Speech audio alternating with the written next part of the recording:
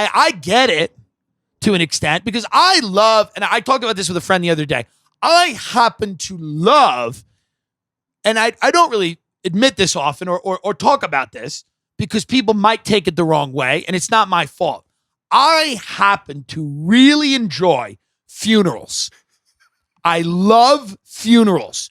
I love the wake. I love the burial. I love the drive to the funeral.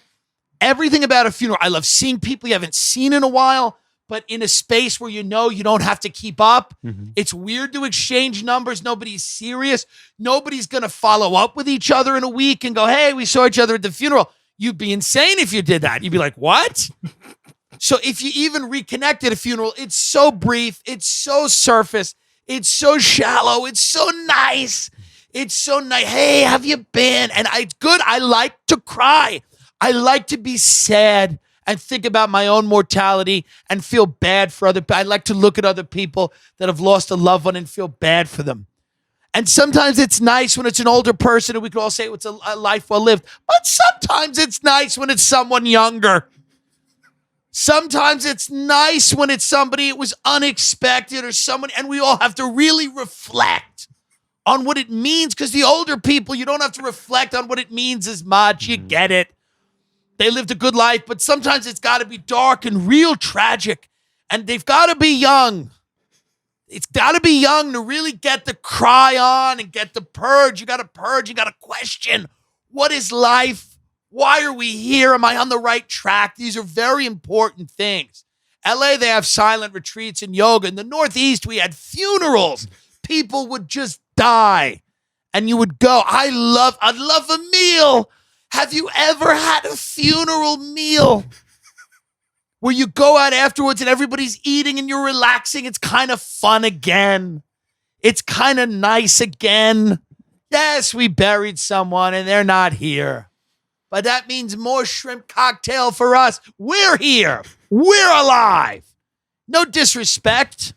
Carl Ruiz, a great man, would love this attitude. Passed away at 44. I feel very bad. Man, was he fucking funnier than comedians, and I know that doesn't say much. But God, was he fucking funny. Guy Fieri loved him. He was a chef.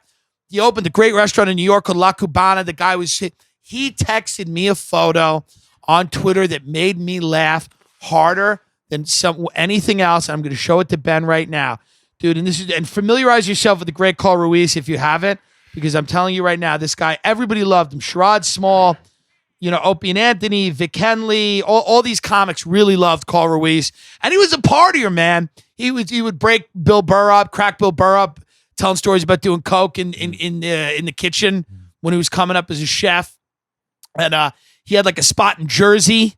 And then he just opened a spot in the meatpacking district. And he sent me a message, and it's one of the funniest things that anyone has ever sent me. Okay?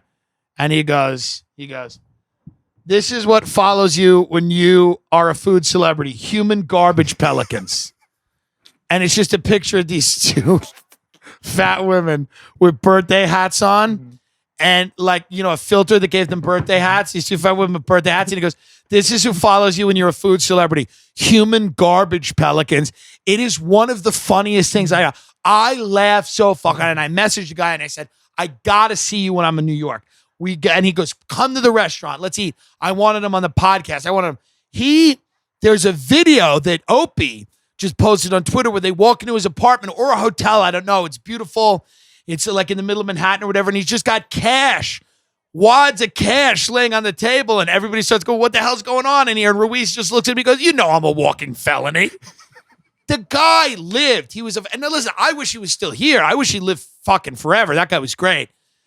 But it's like my friend's father passed away, who we loved. This guy was great. We used to get hammered all the time. Enough! She's still going. We used to get hammered. I mean, what is happening? We used to drink all the time and have fun, go out to dinner with this guy. And he passed away in his early 60s. And the funeral was so sad because he was dead, but there was something about a funeral. And there are people out there that know what I mean. They know what I mean right now. Mm-hmm. And they're looking at each other going, fuck, he's right. And it's been a while since we've been to one. And it would be nice, a nice autumn day. Oh, a nice autumn day. some nice hymnals. And I will raise you up on eagle's wings, raise you up above all things. I don't know the rest. But that, in a nice church, you go out in your black suit, maybe a bum of smoke. Maybe you don't. I don't know. It's all what you have to do.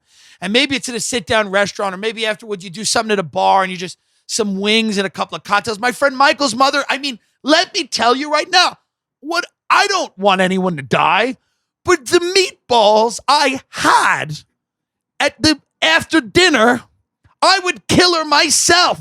I would they were so good, soft. That's what meatballs should be. And listen. She fought cancer a very long time. The woman had more. She was more of a fighter, and she was tougher, and she got more out of life than I will ever get, and any of my clown friends will ever get out of life, by the way, because she helped other people, and she had this camaraderie with other people that were fighting this thing, and she raised money for people, and it was really amazing to look at somebody whose life was cut short, but not in fucking substance at all. She went through hell, but when you talk about somebody who's a warrior, a champion, what's good about what I do is I spend time with people who lead meaningless lives, utterly meaningless lives, devoid of honor, devoid of anything. People that just float around and, but the food at this place, and I'm talking about quesadillas. They had Italian. They had wings. It was like a bar restaurant. And I was sitting down with a bunch of people I'd never met. I didn't know them. And I felt I was having one of the best times I've ever had. So I will throw this out. I don't want this to seem weird.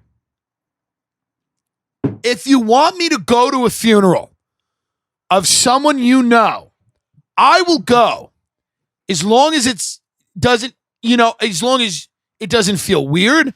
I like to hear about somebody's life.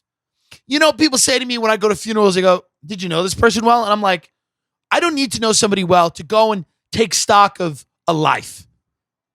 I think it's a beautiful thing, and I enjoy it. And I know there are people out here that say this is a sociopath talking, or I'm insane. Every episode, there's probably that reaction. But that's not the case here. This is a beautiful thing when someone is ripped from us. Not when it's a young person, unless they're very young. If they're very, very young, it's fine because you don't know. You know what I mean? If they're very young, it's fine again. Very, very young. But if it's in the middle of their life, 20s or 30s, it's real rough. And once 60 and above again, it's fine. So what I'm trying to say, and I've dug a little bit of a hole here probably with certain people, but people need to admit, and my grandmother had a great funeral. She was like 89, and the priest went up and he goes, "Dorothy," and Ray Kump, the great Ray Kump, was sitting there, and like, rah, rah, rah. Most people, the mortician thought the funeral was for him. They said, "Well, he looks fine." Well, he's not fine, but he looks better than most of the corpses. He's smoking, for instance. But my grandmother, the priest, went up and he did this hellfire and brimstone speech. Goes, "Dorothy has been preparing for this moment for decades. Decades." And we were all shifting in our seats because we were like, fuck.